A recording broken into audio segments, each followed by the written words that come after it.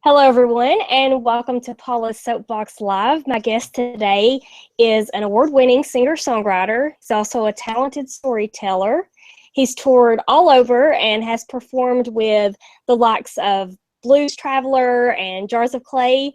His new album, The Madman and the Poet, comes out April 15th. Please welcome to the show, Nate Currin. Yay. Thank you. Yay! Yeah! Happy So, to be here. yeah, well, thank you so much for coming. I know that you have a very busy schedule, so Yeah, things are especially crazy right now. Getting ready for the album, and then we're doing a 3-month tour that we leave on the very next day, on April 16th. right, So right. things are a little nuts at the moment. So tell us about the new album. How is it different than your previous ones? Yeah, it's a good question. So I feel like people often ask me, what kind of genre of music do you sing? And it's um, I guess I these days I sort of break it down by saying every record I do is a little bit different stylistically, so it's hard to put me into maybe one genre, because I've got some older stuff that's more alternative sounding, and then obviously some stuff that's very folksy, folk rock. The new record though, it's a concept album, so it's split sort of into two parts, Mhm. and the second half is very acoustic, very stripped down singer songwriter feeling, while the first half is more rock and roll, a little bluesy, little almost kind of sort of old country western, in a way. So it's a mix, really. It's a mix of rock, country, and even a little folk still. So I think listeners are in for a little bit of a ride stylistically as they listen to the new record. Yeah, I've listened to a little bit of it, so it sounds like it's going to be really good. Thank you. Thanks so much. Yeah, and am I correct in that someone from Jars of Clay produced this album? Yeah, so some of the guys were involved. Matt Odemark, he's there. Well, all the guys from Jars live in Nashville, in Mhm. that area, and Matt is the original touring guitar player with the band, and he produced the record. And we did it at Jars Studio, Gray Matters Studio there in Nashville, Mhm. and a couple of the guys played on the album and were involved, and it was a super neat process. Really, really awesome experience working with those guys. We've toured a little bit together in the past, and so Yeah, we had a blast working on the album. yeah. So tell people where the title "The Madman and the Poet" comes from. Yeah, that's an interesting story. Some years ago, it's actually been it's been about 20 years now, 18 or 19 years. I toured through one summer. I toured backpacked through a part of Europe, mainly the British Isles, Scotland and Wales and England, Mhm. and I sort of finished out the summer with this hike through Snowdonia. It's a mountain range in Wales, and there's all this mystery and like local folklore and legend surrounding some of these mountains and stuff, and I had studied up on. And one of the stories about one of the local mountains, there's a mountain there called Cataridris, and there's a local legend that says if you get trapped and spend the night on the top of the mountain, you wake either a madman or a poet. And so me and a buddy, we climbed the mountain. I had always wanted to climb it, and there's amazing views, and ended up getting more or less stuck on the top of this mountain because of some fog, and spent the night in a little stone house that sits on the top of the mountain there. And literally 2 weeks later, wrote my first song, and have been writing ever since. And so that's sort of the story, the premise for the new record. And so the first half of the album is called The Madman, and the second half is The Poet. Yeah, And that's kind of where the idea came from, the concept came from. I love that. That's such a great story. So, Thanks. Yeah, it was wild. My family used to joke and friends and say, well, you came down, I guess, a poet, but sometimes you seem more like a madman than a. And I guess these days, riding around the country, living alone with my dog in an RV, I'd seem like a madman to some people. But maybe there's a little bit of both. In yeah. Well, That's you what know makes what it they cool. say that, that there's a thin line between madness and genius. So, you can take that as a compliment. Well, that's what I like to believe. That's what I tell myself every day. Right. So this new album is going to be released on vinyl too. It is. It'll be on vinyl. We did a Kickstarter campaign Yeah. last year, and so many people graciously got involved, and I think around 300 people gave and supported. And one of the rewards, I had always wanted to do a vinyl. I've never done vinyl before, and one of the rewards for this one was vinyl. And I think we did about 100 pre-order of vinyl. So we got some extras made, and we're going to be selling them on tour. So I'm excited to have vinyl for the first time. Yeah, that's really cool. That'll be a really neat treat for the fans. So. Yeah, yeah. And it's made such a comeback. It's it seems like there's every show, there's at least one or two people that, hey, do you have anything on vinyl? And it's always been no. So now we'll actually be able to, sell those for something. So. Yeah, I love that. So you mentioned briefly sort of that you'll be having a CD release party at Eddie's Attic in Decatur, Georgia, the day after the CD release. Right. So are tickets still available for that? Tickets are available. Tickets are at eddie'sattic.com or at my website at natecurrin.com. There's a link there as well. But yeah, we'll be doing the full album that night from start to finish, both sides.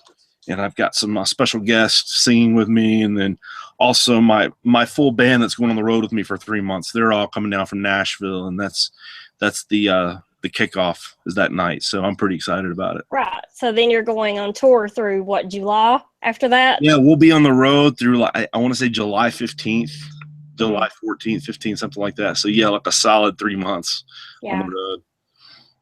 That's a long time on the road, actually.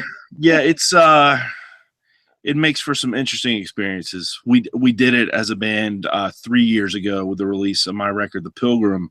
We went on the road for 3 straight months, did about 65 cities, and it wears you out, but it's exciting too, and it's the best way to get the word out about the record. I mean, when you're playing every night in a new town, and you're creating buzz and building fans, and it's exciting to the adrenaline keeps you going. Yeah. So I know that you come from a musical family. So at what age did you discover that you could do like singing or something in that?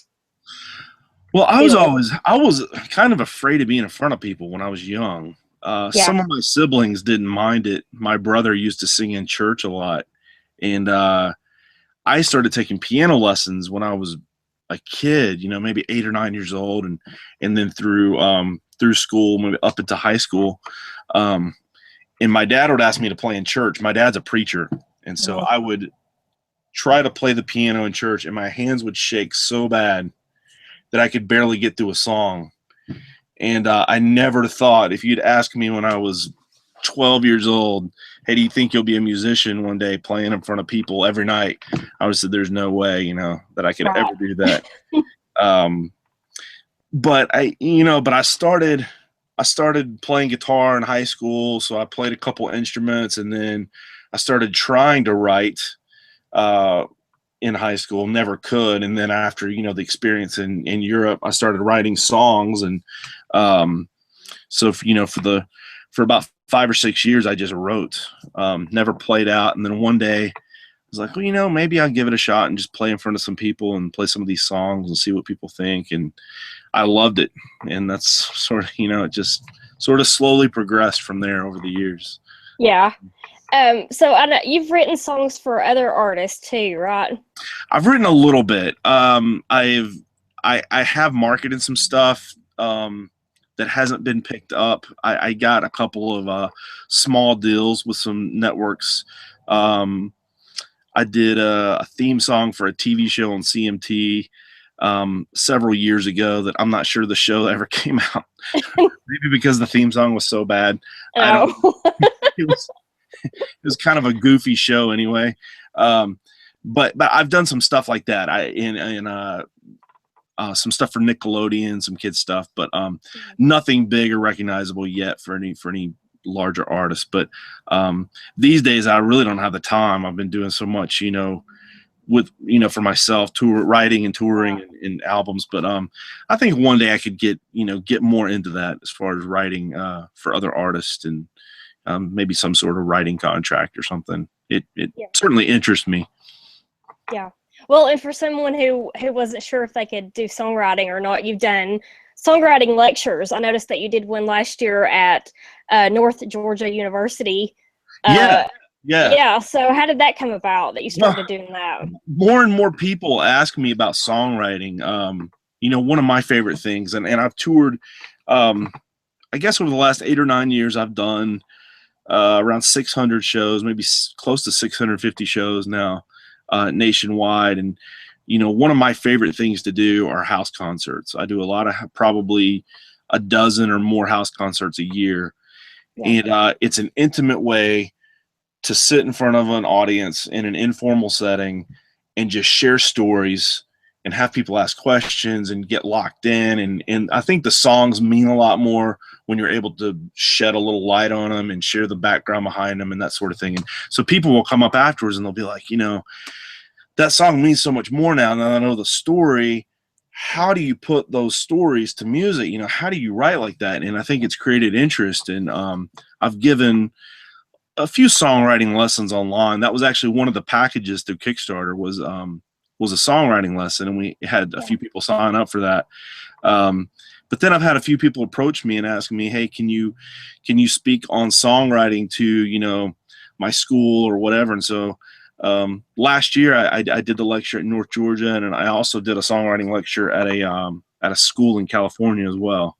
Yeah. So, it's neat. It's another way to connect with people. And you know, there's no magical formula, you know, when it comes to songwriting. It's just what works for me might not work for anybody else. You know, it's just for me, it's a form of really journaling. You know, it's me putting my life down, and you know, therapy, I guess, in a way. So yeah. So what advice do you give to people who want to start songwriting but they don't know how to get into it? You know, the first thing I tell people is start writing things down in a journal. Whether it's, you know, it's as your story or it's as lyrics, you know, lyrical lines. Maybe it's just 2 lines that come to you.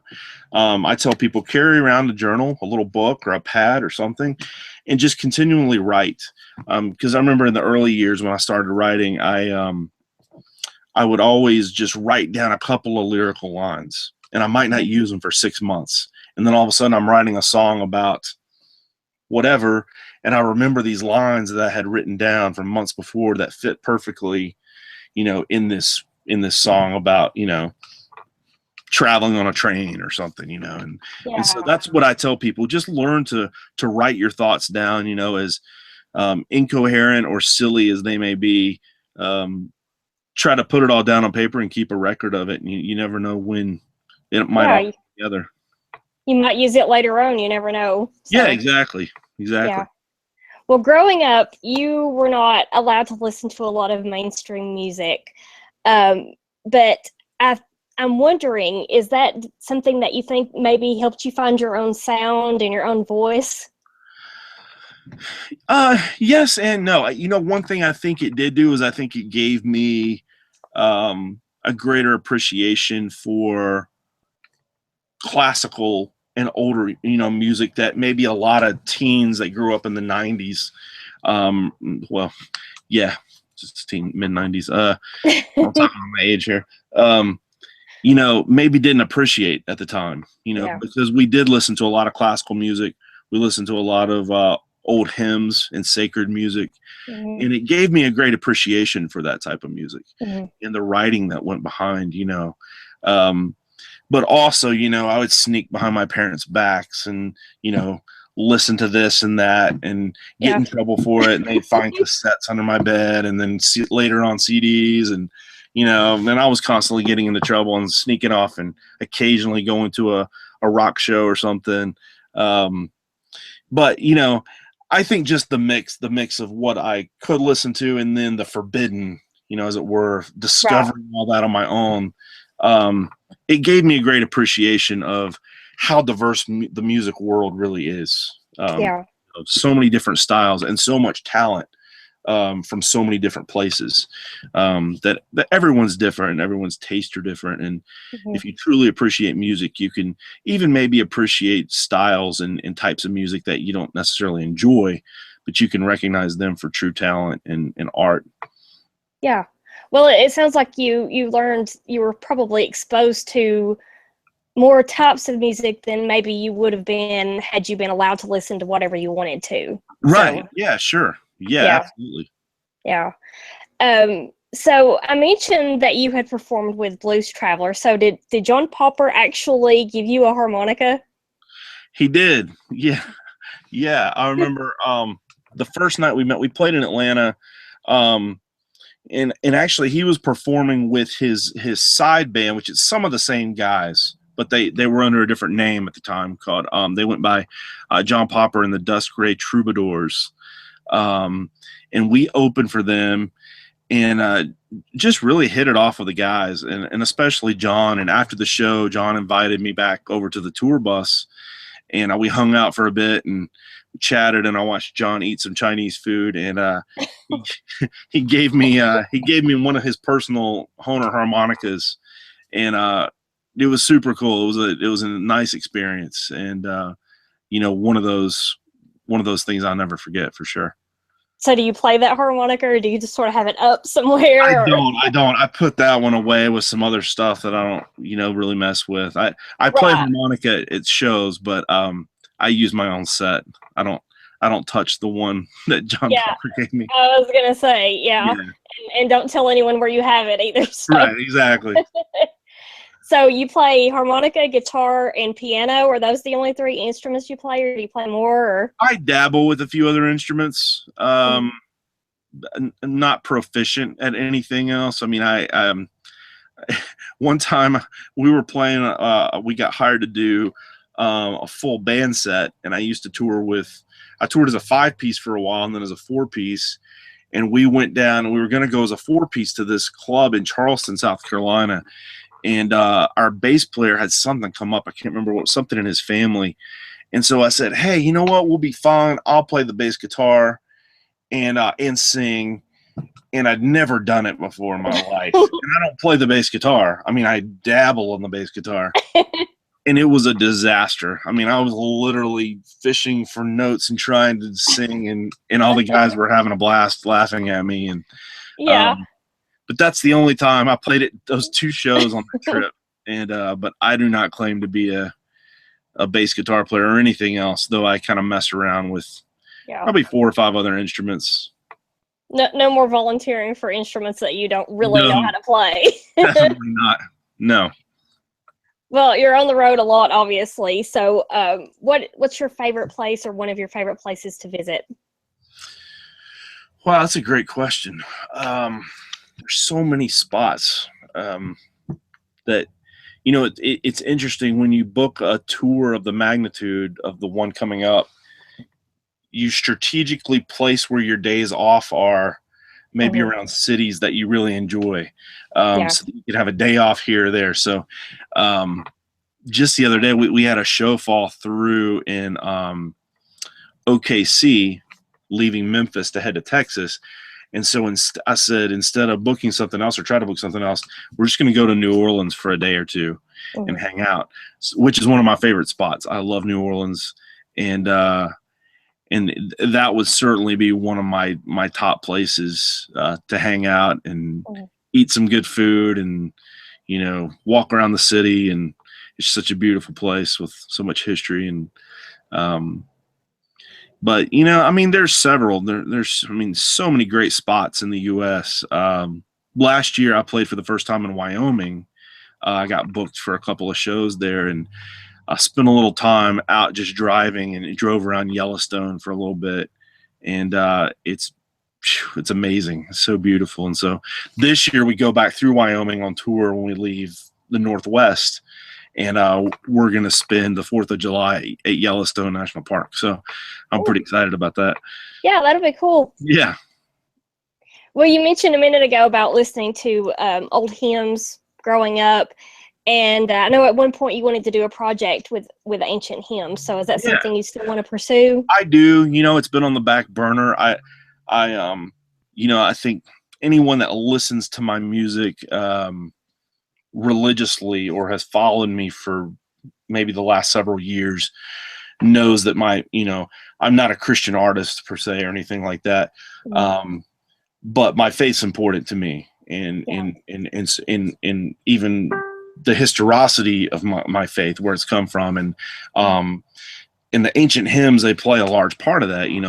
Many of the writers of those, I've read some of their other works, and they've inspired me, they've ministered to me, and so I find some of the songs written, and when I talk about hymns, I'm not talking about hymns written like in early America or 100, 150 years. I'm talking 300, 400, 500, 600-year-old hymns, like the old stuff. Yeah. That's the stuff I really enjoy, the stuff that are, my favorites. The stuff that came from the British Isles, from way back hundreds of years ago. So I would still love to do a project like that. It's just sort of been on the back burner for a few years, but I think at some point I'll do it. I'm just not sure when. I'd love to do it in front of a live audience even as well, maybe, and record it as a live album. But sure, yeah, I still plan on doing that at some point. Yeah, I think that would be really cool. Yeah, thanks. So, yeah, I mentioned that you were award-winning singer-songwriter, and I noticed on something that I read that you were a first ballot Grammy nominee. What does that mean exactly? Yeah, that sounds really impressive. That's a good question. I think it sounds more impressive than it is. So let's see, I have to stop and think about what year it is. 2012, so 4 years ago. I had a couple of Academy members nominate me for a Grammy for one of my records. And so all that means was my name was submitted by some voting members of the Academy, and I was shown ballots and things, but I was not an official nominee because after the voting, I wasn't one of the top 5 nominees on the Grammy ballot. So I went to the awards that year, and it was pretty exciting. It was pretty interesting. But yeah, that's all that means is I was actually nominated by a couple of voting members of the Academy, and actually that's very same year or the next year I became a voting member of the Academy. So now I actually get to vote on the Grammys every year and nominate people myself and all that. So it's pretty neat, I guess. It still sounds pretty impressive. So yeah, you didn't water it down that much. It helps you get your foot in the door at a few places, I guess. Yeah, absolutely. Well, I know that you have a degree in marketing, so has that helped you as an independent artist to kind of promote yourself? I think it has. I don't know that just having the degree itself has helped me at all, like as far as a name, but having the experience so after college, before I left to do music full time, I was an art director as well at a design firm. So I've got a lot of experience in the marketing industry, and then in digital art and advertising as well. So I do a lot of my own artwork. I've done several, my own CD covers and posters and apparel, t-shirt design and stuff like that. So it definitely has come in handy there. And then on the marketing side as well, understanding social media, the power of email and the digital space and digital sales and all those types of things. I think my past experience in that is certainly helped me. Just be smart, about things like that. So. Kind of helps you with the business side of it, I'm assuming. Yeah, absolutely. That's it. Yeah. Well, and you also paint too. So I do, not much these days, but I do enjoy it. There's a lot of things I enjoy. I just don't have the time for right now. Yeah. I went to culinary school as well for a short time, and I enjoy cooking. I just never had. I live in my RV now, as you can see. You can't really cook very much in an RV. There's not much of a kitchen in here, so I'm never cooking in here. But I enjoy it when I get the opportunity. Yeah. Yeah, you should like silk screen some of your paintings on some tour shirts or something at some point. That's a cool idea. I never thought of that. or album cover or something. Yeah, that's. Might have to look into that. Yeah, I think that would be a really neat idea. I think that, people who have seen your paintings and probably bought them through Kickstarter would probably like that. So Yeah, I've sold a few over the years. I'll do maybe 3 or 4 commission paintings a year. That's about all I have time for. right.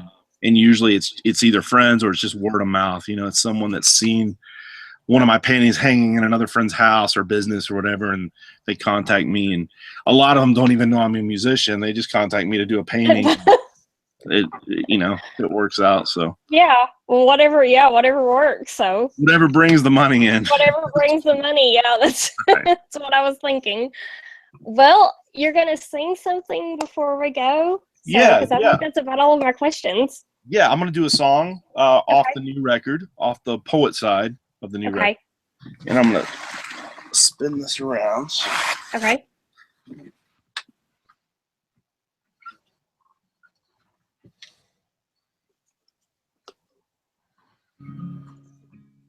So this is about a year and a half ago. I was hanging out, and I'll make a long story kind of short because I know we're running out of time. But oh no, that's okay. We got plenty of time. Okay, well, good. I got dragged out one night to a bar / pool hall here in the Atlanta area by a couple of friends, and I didn't want to go. I was kind of having a bad day and feeling sorry for myself and melancholy, like a lot of artists do from time to time. And but we get to this place, and they're playing pool, and I'm sitting in the corner. And after a few minutes, this girl walks into the pool hall, and she sees me across the room, and she just immediately walks across the room straight up to me. And she looks at me and she says, "Are you Nate Currin?" And I kind of looked up surprised, and I was like, yeah. And my friends look over like, what is this? And she burst into tears. And she says, my uncle passed away recently, and my boyfriend just broke up with me, and I've gone through a really hard time in my life, and your music's been the only thing that's been there for me the last few weeks. Oh, wow. Can I just give you a hug? And so I'm hugging this girl in this bar, this random girl, and she turns around to walk away. She says, "Thank you." And she turns around and she looks at me and she says, "Don't ever stop doing what you're doing. You're making a difference." And she walks out. And my friends are looking at me like, does this happen everywhere you go? And yeah. I'm like, no, this is random. And one of my friends looks at me and he's like, "See, man, you're making a difference in people's lives, even if you don't see it every day." And that is the ultimate compliment. Yeah, I mean, it really is. It spoke to me that night. I mean, as much as probably I had spoken to her. And so I went back to the RV and I wrote this little song about that girl and about that experience. And yeah. Okay. Cool. She reminds me.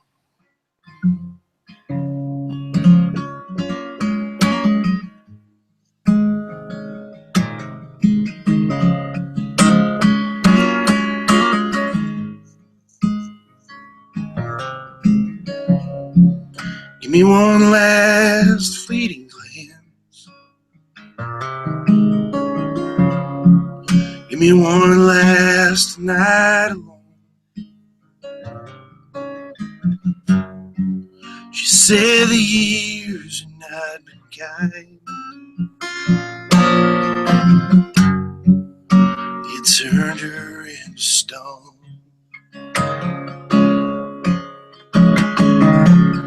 So give me one last beating heart.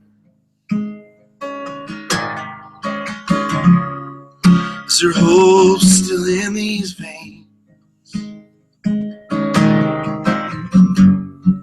She said that ticking is the clock, as it takes her life away. But she reminds me to smile. She reminds me to trust. And she reminds me to sing with these old lungs that had turned to rust. She reminds me to love. Though my bitter heart had strayed, yes, she reminds me there'll be better days. She reminds me be better days.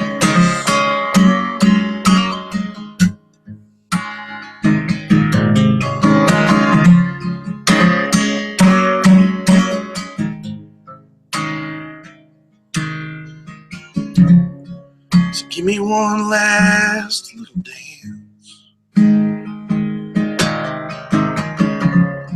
Spin you in circles in my head. 'Cause we got nothing left to prove. We got a little bit left to give.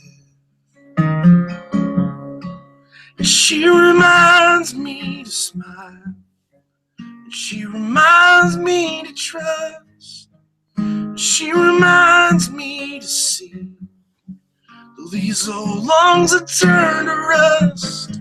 And she reminds me to love with my bitter heart that is strayed.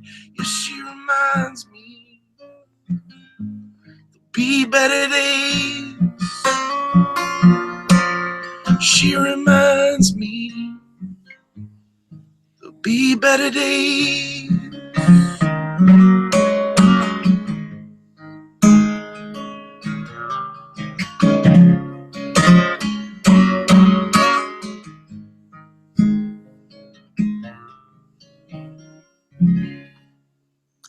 Love it. Love it. Beautiful song. Thank you so much. Okay, so The Madman and the Poet will be released on April 15th. You're playing the CD release party at Eddie's Attic in Decatur, Georgia the next day. And then after that, you're going to be in Greenville, South Carolina on the 21st. Yep. So that will kick off officially your tour. That's correct. For more tour dates and tickets, I guess people can visit your website, natecurrin.com. Yep, that's the best place. Okay. Yep. Anything else you want to add before I go? I don't think so. Thank you so much for having me, Paula. Absolutely. It was a pleasure to be with you and to meet you and to chat music and touring and all that. And thank you guys for anyone tuning in. Come out and see me on the road. I hope to meet you guys, and God bless. Yeah. Well, thank you for coming on the show. It was an honor to have you on. So I hope you'll come back at some point in the future. Absolutely. So, that'd be great. Okay. All right. Well, you take care and you have a good tour. Have a great night. Thank you again. Right. Bye. Bye-bye.